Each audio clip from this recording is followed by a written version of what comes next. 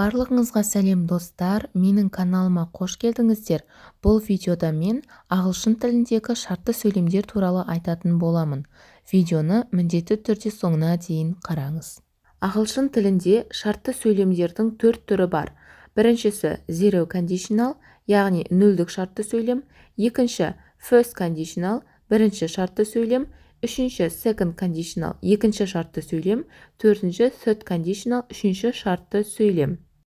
Ең алдымен барлық шартты сөйлемдерге тиесілі жалпы сипаттаманы айтып өтейін.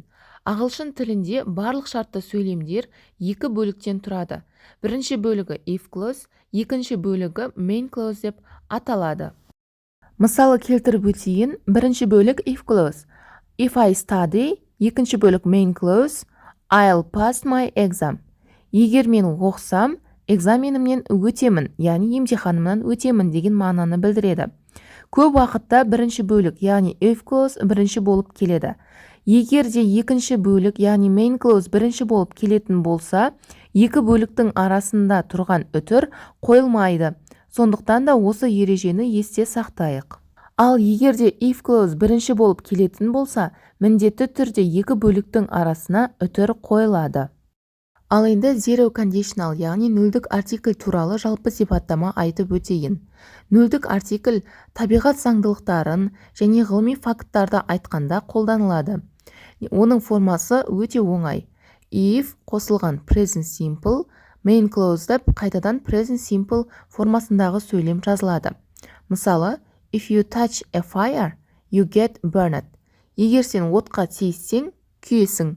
Яғни бұл сөйлем барлығына белгілі факт, яғни барлығы білетін заңдылық.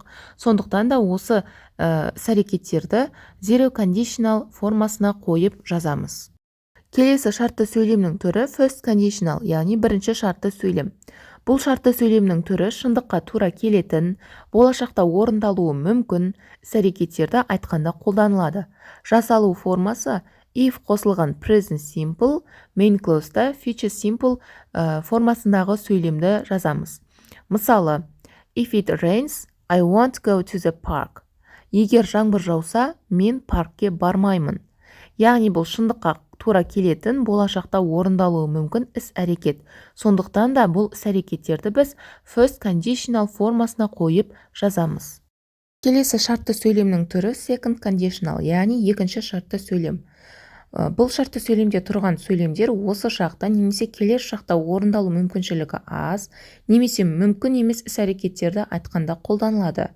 Жасалу формасы if қосылған past simple және main clause with қосылған bare infinitive. Bare infinitive дегеніміз to демеулігінсіз қолданылатын бірінші формада тұрған етістіктер. Мысал келтіріп өтейін. If I were rich, I would travel all the world. Егер мен бай болсам, бүкіл әлемге саяхаттайтын едім деген мағынаны білдіреді. Бірінші бөлікке назар аударатын болсақ, were сөзі қолданылып тұр. Were сөзі second conditional формасында барлық жақта қолданыла береді. Келесі соңғы шартты сөйлем third conditional, яғни үшінші шартты сөйлем. Өткен шақта болған оқиғаларға өкініш айтқанда қолданылады. Яғни болып қойған іс-әрекеттерге өкінген кезде осы third conditional формасына сәйкес сөйлейміз. Мұның жасалу формасы if қосылған past perfect және main clause with қосылған have қосылған verb. Verb үшінші формада болуы тиіс. Ал енді мысал келтіріп өтейін. If she had studied hardly, she would have passed the exam. Егер ол қаттырақ оқығанда, емтиханнан өтетін еді деген мағынаны білдіреді. Яғни ол кезде бұл адам емтиханнан өтпей қалған, сондықтан да өтіп кеткен іс-әрекетке өкініп тұрғандықтан осы third conditionalдың формасында сөйлеп тұр.